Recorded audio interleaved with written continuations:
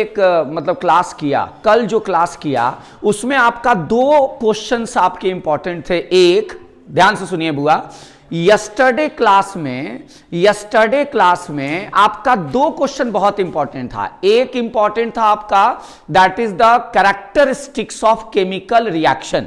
Characteristics of chemical reaction का मतलब जो evolution of gas, formation of precipitate, change in temperature, change in physical state, change in temperature वगैरह वगैरह जो आपके हाँ वही आ रहे हैं।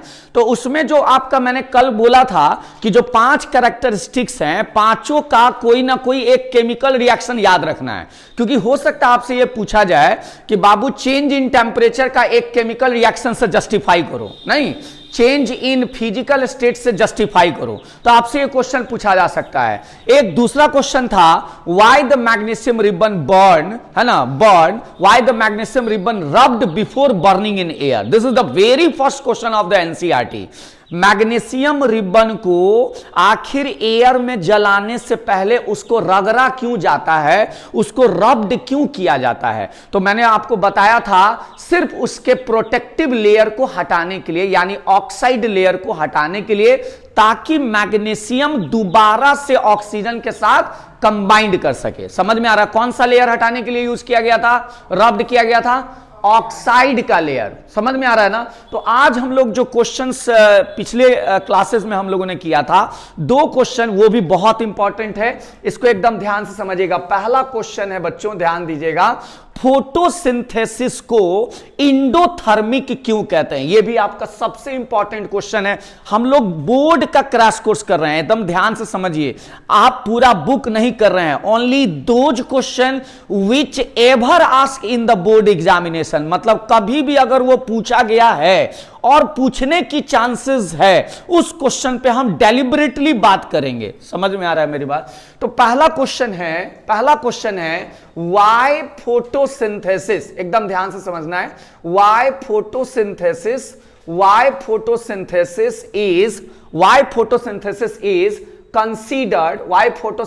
Is considered as endothermic. एकदम ध्यान से समझिएगा बुआ, इंडोथर्मिक। जैसा कि हम सबको आपको कल बताए थे कि इंडोथर्मिक का मतलब सब जानते हैं। एकदम ध्यान से समझिए, अपने टूटे हुए शब्दों में आंसर लिखिएगा, क्योंकि बोर्ड में आपके लैंग्वेज से ज्यादा आपके फील को किया जाता है, आप भावना को किया जाता है कि आप जानते हैं कि नहीं। तो बुआ हमने कल आपको तोड़ के बताया था कि इंडो का मतलब क्या होता है, एब्जॉर्ब यानी अंदर लेना, ठीक है। एंड थर्म का मतलब क्या होता है, हीट। तो जब आप हीट को अंदर लेते हैं, एब्जॉर्ब करते हैं, तो उसे हम लोग क्या कहते हैं, इंडोथर्मिक। तो आज हम लोग को जानना है कि ये जो फोटोसिंथेसिस है वो इंडोथर्मिक कैसे है, बस इतना दिमाग में रखना है। और ये क्वेश्चन बहुत बार पूछा हुआ है। जब आप सैंपल पेपर हम बनवाएंगे तो आप देखेंगे कि ये सारे जो क्वेश्चंस हैं वो सब आपके पूछे हुए हैं।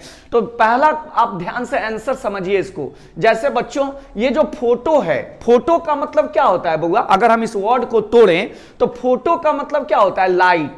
एंड यहां लाइट का मतलब क्या है बुआ? That is the sunlight. Light का मतलब हम क्या कहना चाह रहे हैं, सनलाइट के बारे में बात कर रहे हैं। एंड सिंथेसिस का मतलब क्या होता है? फोटोसिंथेसिस को अगर दो वर्ड में तोड़ दिया जाए तो फोटो का मतलब हो गया लाइट, एंड सिंथेसिस का मतलब क्या होता है बुआ? प्रिपरेशन।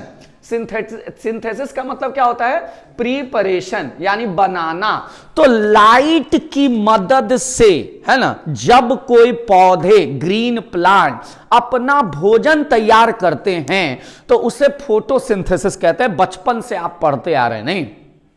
फोटोसिंथेसिस क्या होता है? जब भी कोई हरा पौधा, ग्रीन प्लांट लाइट को एब्जॉर्ब करके भोजन बनाते हैं, उसको हम लोग फोटोसिंथेसिस कहते हैं। लेकिन आपने एक चीज को नोटिस नहीं किया कि यहां ग्रीन प्लांट जो है लाइट को क्या कर रहा है, एब्जॉर्ब कर रहा है। और लाइट का मतलब यहां क्या है, सनलाइट। तो सनलाइट में कौन सा एनर्जी होता है, रेडिएंट एनर्जी होता है, यानी थर्मल एनर्जी होता है ना बुआ सनलाइट में। तो यहां पर हम सीधे कहेंगे, एक्सप्लेन करेंगे कि आपके पास, ध्यान से सुनिएगा, आपके पास क्या क्या चाहिए, CO2 प्लस H2O, ये रिएक्शन जरूर लिखना है, ध्यान से सुनिए। अगर आप इस क्वेश्चन का आंसर लिख रहे हैं तो ये रिएक्शन मस्ट है। कार्बन डाइऑक्साइड आप एटमॉस्फेयर से ले लोगे, वाटर वेपर आप कहां से ले लोगे, सॉइल से ले लोगे, एंड यहां पर आप ऊपर में क्या लिखेंगे, सनलाइट। क्या लिखेंगे, सनलाइट। क्या लिखेंगे बच्चों, सनलाइट। और इस सनलाइट को ग्रीन प्लांट किसके जरिए एब्जॉर्ब करता है बच्चों, कि very good, that is the chlorophyll. यानी क्लोरोफिल जो होता है बउआ, क्लोरोफिल यही ना प्लांट में सनलाइट को एब्जॉर्ब करता है, इसको रिसेप्टर कहते हैं। क्लोरोफिल को क्या कहते हैं बच्चों, रिसेप्टर कहते हैं। क्या कहते हैं, रिसेप्टर। यही आपके सनलाइट से थर्मल एनर्जी को क्या करता है, रिसीव करता है। तो CO2 H2O क्या बना लेता है बच्चों, C6H12O6 and plus oxygen gas liberate करता है, यही ना होता है। तो इसको हम लोग क्या बोलते हैं, यही है हमारे प्लांट का फूड है। समझ रहे हैं मेरी बात को। तो ये रिएक्शन बहुत इंपॉर्टेंट है। इस रिएक्शन को लिखने के बाद आपको एक्सप्लेन बस 2 लाइन कर देना है, और वो ये करना है कि plant absorb the thermal energy from the sunlight by the chlorophyll of the plant। समझ में आ रहा है, यानी प्लांट में जो क्लोरोफिल होता है वो लाइट को क्या करता है, सनलाइट से थर्मल एनर्जी को क्या करता है, रिसीव करता है, और उस थर्मल एनर्जी का यूटिलाइज करके पौधे अपना क्या करते हैं, भोजन बनाते हैं। मेरी बात समझ में आ रही है। इन दिस केस आपको क्या लगता है कि जो सनलाइट का एनर्जी है वो प्लांट अपने अंदर ले रहा है, अंदर। So that's why the photosynthesis is called endothermic. सिर्फ ध्यान से सुनना है, आपके पास सारे चीजों का आंसर्स आपके पास है ऑलरेडी, लेकिन ध्यान से सिर्फ समझना यह है कि कैसे हम लिखेंगे ताकि मेरा मार्क्स अच्छा आए। तो ये रिएक्शन हो गया, मतलब ये रिएक्शन एकदम लिखना है आपको, ये रिएक्शन एकदम लिखना है। एंड उसके बाद सिर्फ लैंग्वेज में लिख देना है कि प्लांट एब्जॉर्ब थर्मल एनर्जी, और इसी को आप सनलाइट में क्या कह सकते हैं बच्चों, this is called radiant energy. Plant absorb thermal energy और radiant energy by chlorophyll and plant absorb thermal energy, radiant energy by chlorophyll to prepare food. In this way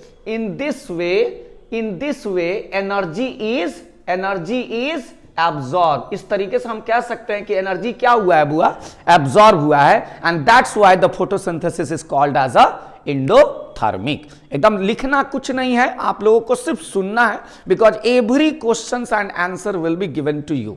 okay, एकदम ध्यान से समझना है। बस एक बार फिर से अपने मन से आपको सिर्फ बोल लेना है, मन में एक बार बोल लेना है कि आखिर फोटोसिंथेसिस को इंडोथर्मिक क्यों कहेंगे हम। तो आपको सिर्फ जवाब में ये बोलना है कि प्लांट जो होता है सर, है ना, प्लांट जो होता है वो carbon dioxide and water vapour तो रात में भी मौजूद रहता होगा।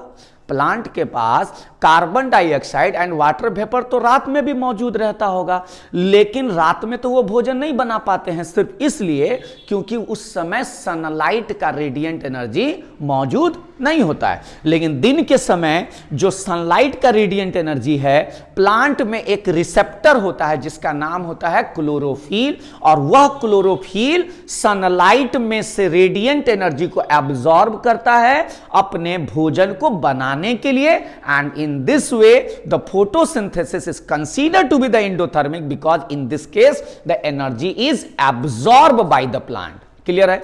अगर आप समझे रहेंगे बउआ तो आप 10th क्लास के स्टूडेंट हो, आप अपने वर्ड्स दें, अपने फील को अपने शब्द दें, ठीक है ना, तो आपके पास आंसर्स भी हैं एंड आपके पास वो सारी चीजें हैं, आप उसको कैपेबल हैं, you are capable to forms the language by own self also. ठीक है, now this is the question and now we are going to talk about the another question, another very important question, that how the respiration जो हम लोग exchange करते हैं, breathing process करते हैं, यानी सांस का लेना और छोड़ना, तो इसमें क्या होता है बच्चों, जब आप ऑक्सीजन को इनहेल करते हैं जब आप ऑक्सीजन को इनहेल करते हैं तो किस लिए इनहेल करते हैं बुआ? हम जो खाना खाए हैं ना, उसको ऑक्सीजन के प्रेजेंस में उसको तोड़ते हैं। क्या करते हैं बच्चों? डिकम्पोज करते हैं, और जिसके कारण से फूड टूट करके सिंपलर में बनता है एंड आपको एनर्जी प्रोवाइड करता है in the form of biology में उसको बोलते हैं एटीपी।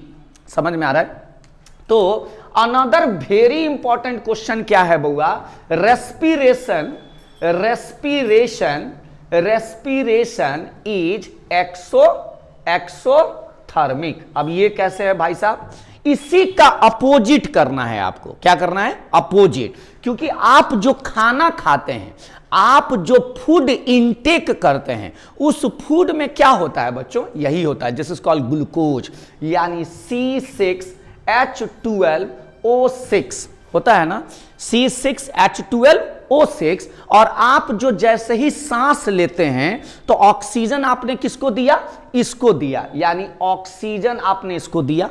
क्लियर है? अब जैसे ही ऑक्सीजन इसको मिलता है तो ये क्या करता है? टूटना शुरू करता है, सिंपलर सब्सटेंस में ये टूटना शुरू करता है, एंड तब ये बनाता है CO2 प्लस H2O, एंड साथ में हमें क्या प्रोवाइड करता है बच्चों?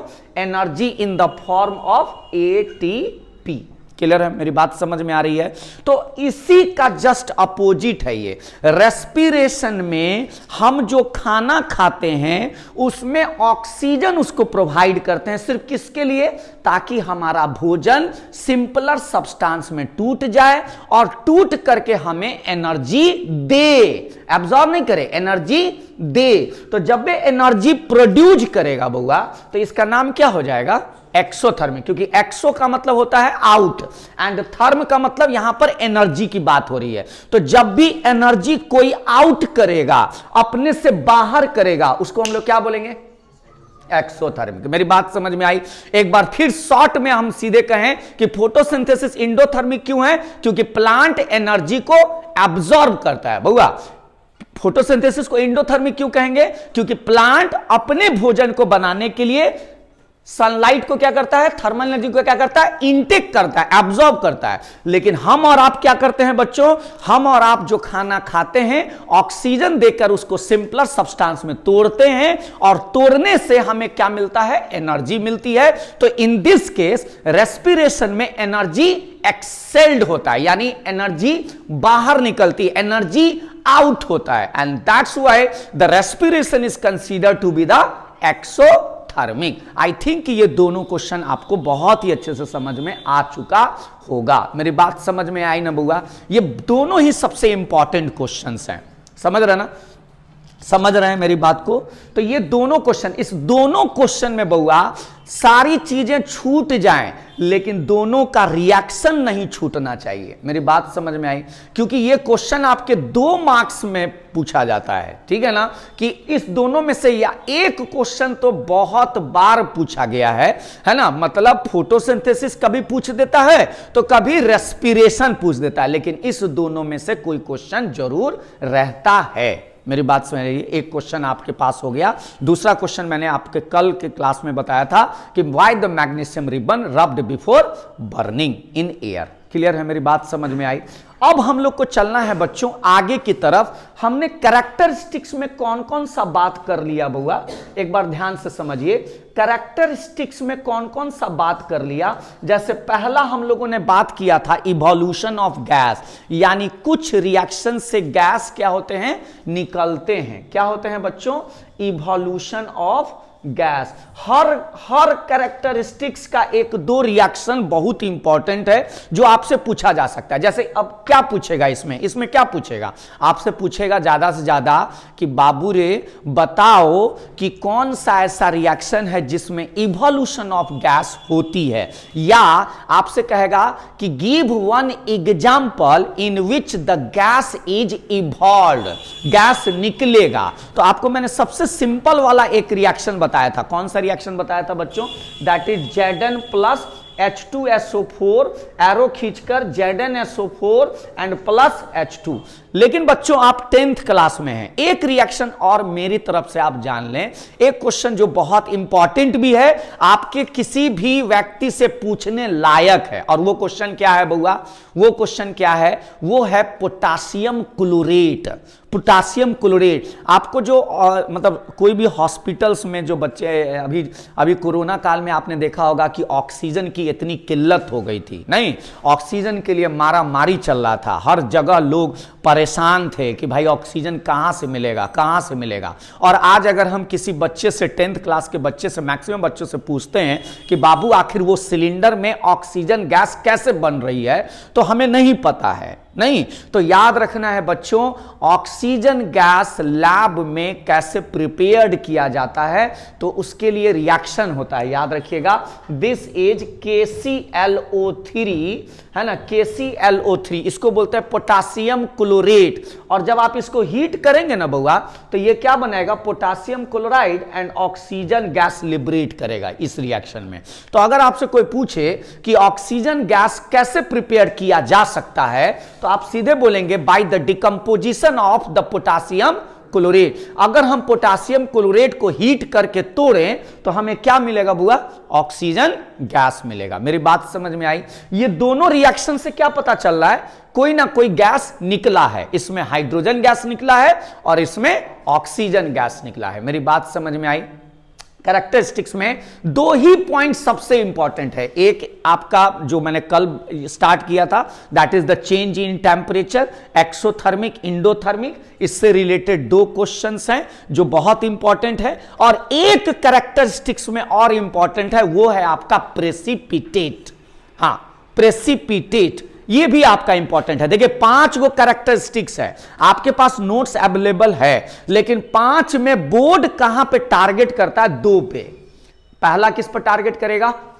पहला किस पे टारगेट करेगा? Change in temperature. Change in temperature से दो रिलेटेड बहुत अच्छे क्वेश्चंस हैं, exothermics and endothermic, photosynthesis and respiration.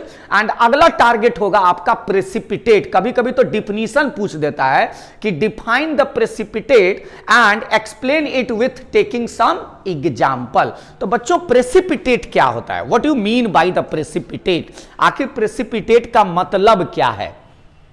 Precipitate का मतलब क्या है? कोई पूछेगा अगर आपसे बउआ कि प्रेसिपिटेट का मतलब क्या है, तो क्या जवाब दीजिएगा? प्रेसिपिटेट का मतलब क्या होता है बउआ? क्या जवाब दीजिएगा? आप सब जानते हैं कि जो चीज नहीं घुलता है उसे हम लोग प्रेसिपिटेट कहते हैं। नहीं, जो चीज नहीं घुले, बउआ ध्यान दीजिए, जो चीज नहीं घुलेगा उसको हम लोग क्या बोलेंगे? प्रेसिपिटेट बोलेंगे। ध्यान से सुनिएगा बउआ, अगर हम आपको कंफ्यूज करना चाहें, अगर हम आपको कंफ्यूज करना चाहें कि बाबू पानी में अगर हम बालू मिला दें, ध्यान से सुनिए, पानी में अगर हम बालू डाल दें तो क्या बालू पानी में मिलेगा? नहीं मिलेगा। तो क्या मैं बालू को प्रेसिपिटेट कह सकता हूं? नहीं कहेंगे। ध्यान से सुनिएगा मेरी बात। आपने बालू को पानी में जो मिलाया है बउआ, वो इनसॉल्युबल है, रेसिड्यू है, जो आप कहना चाहे कहेंगे, लेकिन प्रेसिपिटेट नहीं कहेंगे। कारण क्या है? क्योंकि ये एक मिक्सचर है, यानी बालू और पानी को जो आप मिलाए हैं ये एक प्रकार का मिक्सचर है जिसको सस्पेंशन कहते हैं। 9th में आपने पढ़ा होगा suspension, colloidal solution, true solution पढ़ा है ना बउआ। तो प्रेसिपिटेट कभी भी मिक्सचर से नहीं बनेगा, प्रेसिपिटेट कभी भी बनेगा तो केमिकल रिएक्शन से बनेगा। मतलब दो सब्सटेंस को अगर आप रिएक्ट कराते हैं, ध्यान से सुनिएगा मेरी बात, ध्यान से सुनिए बउआ, नोट्स का माने विश्वास नहीं कीजिए जितना हमारे सुनने का विश्वास कीजिए। दो सब्सटेंस जब रिएक्ट करते हैं, ध्यान से सुनिए, दो सब्सटेंस जब रिएक्ट करते हैं तो एक ऐसा सब्सटेंस बनाता है जो वो घुलता नहीं है, उसको प्रेसिपिटेट कहेंगे। यानी दो घुलने वाला चीज अघुलनशील को जन्म दे, यानी दो सॉल्युबल चीज इनसॉल्युबल को जन्म दे, वो इनसॉल्युबल क्या कहलाता है? प्रेसिपिटेट कहता है। और एक बात आपसे हम सबसे पहला ये कहना चाहेंगे बउआ कि हमारे रोज की जिंदगी को भी विज्ञान बहुत अच्छे से समझाता है। ध्यान से सुनिएगा, आप अगर कोई भी रिएक्शन, कोई भी साइंस का फेनोमेना जब पढ़ेंगे और उसको आप दिल और दिमाग से सोचेंगे तो आपको अपने रोज की जिंदगी में भी घटने वाली घटनाओं को सिखाता है। जैसे यहां ध्यान से सुनिए, ध्यान से सुनिए, दो घुलने वाला चीज अघुलनशील को बनाता है, दो सॉल्युबल चीज इनसॉल्युबल को जन्म देता है। मतलब आप सब जानते हैं कि कईयों ने आपको कहा होगा, कई लोगों ने आपको कहा होगा और आपने सुना होगा कि सबसे ज्यादा डर उससे नहीं है जो आपका दुश्मन है। सबसे ज्यादा डर उससे नहीं है जो आपका दुश्मन है, सबसे ज्यादा डर उससे है जो आपका दोस्त है। मतलब एक नुकसान पहुंचाने वाला आपका दुश्मन कभी नहीं हो सकता। याद रखिएगा, आपने कई सारे ऐसे उदाहरण आपने कई जगह पर सुना या देखा होगा कि सबसे ज्यादा नुकसान पहुंचाने वाला आपका दुश्मन नहीं हो सकता, सबसे ज्यादा नुकसान पहुंचाने वाला आपका दोस्त होता है। क्योंकि पीठ में खंजर है ना घोंपेगा वही जो आपका दोस्त पहले होगा। मेरी बात समझा रही है? यानी पहले किसी को बर्बाद करना है, किसी को बर्बाद करना है तो उसको आप अपना दुश्मन बन के बर्बाद नहीं कर सकते। और अगर आप दुश्मन बन के बर्बाद करिएगा तो वो तो हमेशा अलर्ट है आपसे, आप एक स्टेप आगे बढ़िएगा वो दूसरा स्टेप ले लेगा। लेकिन अगर किसी को सबसे ज्यादा नुकसान और सबसे ज्यादा बर्बाद करना है, टॉर्चर करना है, उसको परेशान करना है, तो पहले उससे घुलना मिलना पड़ेगा, है ना, घुलना मिलना पड़ेगा। तो इसीलिए बउआ ध्यान से समझिए कि यहां पर भी एक रिएक्शन है जहां पे दो सब्सटेंस घुल रहा है और घुलने के बाद उसकी कमजोरी पता कर रहा है कि आखिर ये कमजोरी क्या है, और कमजोरी पता करने के बाद उसको इनसॉल्युबल बना दिया, यानी उस दोनों को अलग कर दिया। ये बहुत बड़ा चीज है जो आपको बता रहे हैं हम आपको, इसीलिए ये टॉपिक सबसे इंपॉर्टेंट है और इंटरेस्टिंग टॉपिक है। That is the precipitate. एकदम ध्यान से सुनिएगा बुआ, प्रेसिपिटेट एकदम ध्यान से समझिएगा। प्रेसिपिटेट का मतलब समझ में आया? दो सॉल्युबल जब इनसॉल्युबल बनाए, यानी टू सॉल्युबल। बउआ ध्यान से सुनिए, ये कंडीशन है। हो सकता है ऐसा सवाल आपसे पूछा जाए कि प्रेसिपिटेशन रिएक्शन किस कंडीशन बेस्ड होता है, तो आप बोलेंगे two soluble ionic compound, two soluble ionic compound, two soluble ionic compound when form insoluble, then this insoluble is called what? Precipitate। मेरी बात समझ में आई बउआ? यानी कंडीशन क्या है बउआ, ध्यान से सुनिएगा, कंडीशन क्या है, यानी प्रेसिपिटेट फॉर्म करने का कंडीशन क्या है? क्या दो अगर पहले से इनसॉल्युबल हो तो क्या प्रेसिपिटेट बना पाएगा? ध्यान से सुनिएगा, अगर दो कंपाउंड पहले से इनसॉल्युबल हो तो क्या वो प्रेसिपिटेट बना पाएगा? नेवर। पहले प्रेसिपिटेट बनाने के लिए दोनों कंपाउंड को क्या करना पड़ेगा? सॉल्युबल होना पड़ेगा, यानी आपस में घुलना पड़ेगा, और घुलने के बाद इनसॉल्युबल बनाना होगा, and that insoluble is called precipitate. मेरी बात समझ में आ गई? मेरी बात पूरी समझ में आ गई? तो याद रखेंगे इसका रिएक्शन क्या है। एक गो रिएक्शन आपको याद रखना है बउआ, 5 गो रिएक्शन नहीं याद रखिए। बात सुन रही है? क्योंकि आपके पास अगर एक मजबूत होगा उससे भी आप जंग और लड़ाई जीत सकते हैं, जिस पर आपकी कॉन्फिडेंस सबसे ज्यादा हो। 5 गो रखने से ज्यादा अच्छा है 5 गो, यानी अगर इसको बोलते तर्कस बोलते हैं, तर्कस जिसमें रामायण महाभारत में जो लड़ाइयां होती थी तो तर्कस बोलते थे, जिसमें मतलब तीर रखे जाते थे। नहीं तो तर्कस में यानी आपके ब्रेन में 10 गो चीज रहे और उस 10 पर आपको विश्वास ना हो तो उससे लड़ाइयां नहीं लड़ी जा सकती, उससे जीत हासिल नहीं किया जा सकता। लेकिन इस तर्कस में एक ब्रह्मास्त्र हो, है ना, तो पूरी जंग लड़ी जा सकती है, पूरी जंग से जीती जा सकती है। नहीं समझे? तो हमें उस एक कॉन्सेप्ट कॉन्सेप्ट पर बिलीव रखना है, एक रिएक्शन पर बिलीव रखना है, जिस एक रिएक्शन से हमें पूरा मार्क्स मिल सके। अगर हम 10 गो रिएक्शन याद रखेंगे बुआ, तो हो सकता है कि उस 10 के कारण हमारे पास कोई एक कॉन्फिडेंटली नहीं हो, या तो उसका बैलेंसिंग गड़बड़ हो जाए, या कोई एक कंपाउंड गड़बड़ हो जाए, एक सब्सटेंस गड़बड़ हो जाए, तो हमें नंबर नहीं मिलेगा। लेकिन अगर एक एक रिएक्शन का एक एक एग्जांपल, एक एक रिएक्शन भी याद है, तो उसी के लिए हम आराम से पूरा पूरा मार्क्स उठाएंगे। तो बुआ एक रिएक्शन, इसका सबसे सिंपल रिएक्शन याद रखना है बच्चों, एक रिएक्शन सबसे सिंपल रिएक्शन याद रखना है, और वो है आपका, दैट इज, सपोज कीजिए ये है आपका NaCl एंड एक है आपका AgNO3, इसको बोलते हैं बउआ सिल्वर नाइट्रेट, और इसको बोलते हैं कॉमन साल्ट सोडियम क्लोराइड। तो गौर से देखिए बउआ, ध्यान से सुनिएगा, Na पे क्या होता है, हम सब जानते हैं कि मेटल के ऊपर प्लस चार्ज होता है एंड क्लोरीन के ऊपर माइनस चार्ज होता है। उसी तरह ये सिल्वर है, सिल्वर पे भी क्या होगा, प्लस, एंड नाइट्रेट पे क्या होगा, माइनस। अब देखिए ये दोनों क्या होगा, पहले बउआ ध्यान से सुनिएगा, ये दोनों क्या होगा, सॉल्यूबल होगा। क्या होगा, ये सॉल्यूबल होगा, यानी ये दोनों घुलेगा। और जब घुलेगा बउआ, आपके घर में आना जाना शुरू होगा, तो आपकी कमजोरियां उसको पता चलेगी। हम आपके साथ 40 मिनट यहां पे बैठेंगे, तो क्या हम आपको पूरा जान पाएंगे? नहीं। जब आप किसी के करीब जाते हैं, जब उसके साथ 24 आवर आप टाइम देते हैं, तो आपके उसके निगेटिव एंड पॉजिटिव पूरा समझ में आता है कि आखिर उसकी निगेटिव पॉइंट क्या है, उसकी पॉजिटिव पॉइंट क्या है। जितना किसी के साथ ज्यादा समय बिताएंगे, उसके निगेटिव एंड पॉजिटिव व्यू सामने आएगा। तो बच्चों ये घुला, ध्यान से सुनिए, ये दोनों कंपाउंड क्या हुआ, घुला। और जब घुला ना, तो इसका पॉजिटिव इस निगेटिव के साथ रहने से ज्यादा इस निगेटिव के साथ रहना पसंद किया। मतलब समझिए, अब मतलब जब दो चीज घुला, तो ई पॉजिटिव इस निगेटिव के साथ था, पहले अकेले था तो खुश था, ये पॉजिटिव ये निगेटिव के साथ खुश था, अपनी जिंदगी में कैसहू काट रहा था। लेकिन जैसे ही कोई दूसरा कंपाउंड आया, तो अब देखा क्या कि मेरे पास ऑप्शंस हैं, यानी ये प्लस अब इस निगेटिव के साथ रहना नहीं पसंद करेगा, है ना, क्योंकि इसकी निगेटिव एंड पॉजिटिव पॉइंट बहुत सारे जमा है मेरे ब्रेन में। तो अगर वो निगेटिव ज्यादा हुआ और ऑप्शन दिखेगा, बस ये क्या करेगा, स्विच कर जाएगा, यानी NaNO3 बना लेगा, यानी इसका प्लस इसके माइनस के साथ चला जाएगा, और AgCl बना लेगा, इसका प्लस इसके माइनस के साथ।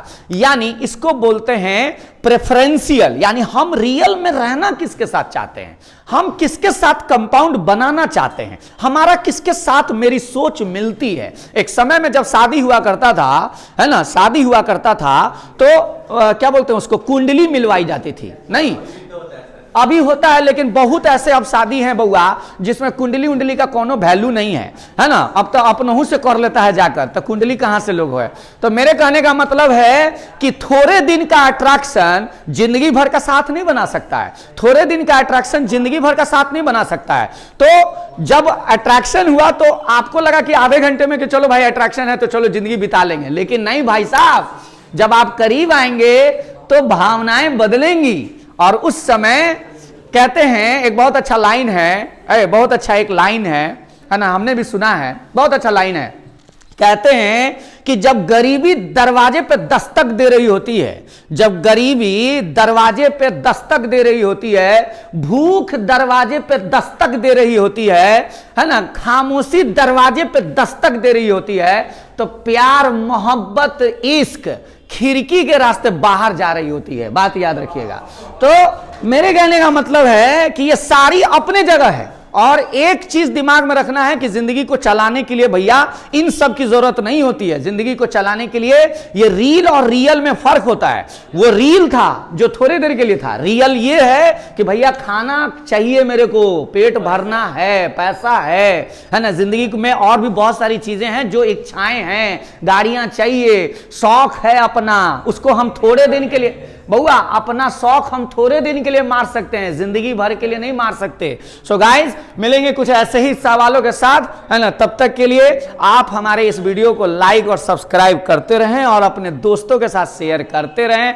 फिर मिलेंगे अगले दिन कुछ अच्छे क्वेश्चंस के साथ। तब तक के लिए आप जरूर एक चीज बस रिक्वेस्ट यही करना चाहेंगे कि आप लोग सब लोग थोड़ा लिंक को अपने दोस्तों के साथ शेयर करिए, क्योंकि बहुत सारे ऐसे बच्चे हैं जिनको अभी भी प्रॉब्लम है, उनके दिमाग में ये बैठ रहा है कि साइंस और मैथ्स हमारे लिए प्रॉब्लम कर सकता है। तो प्लीज उनके साथ शेयर करिए ताकि उनको जरूरतमंद को जरूरत पूरा हो सके। Okay guys, wish you good luck, have a nice day, thank you.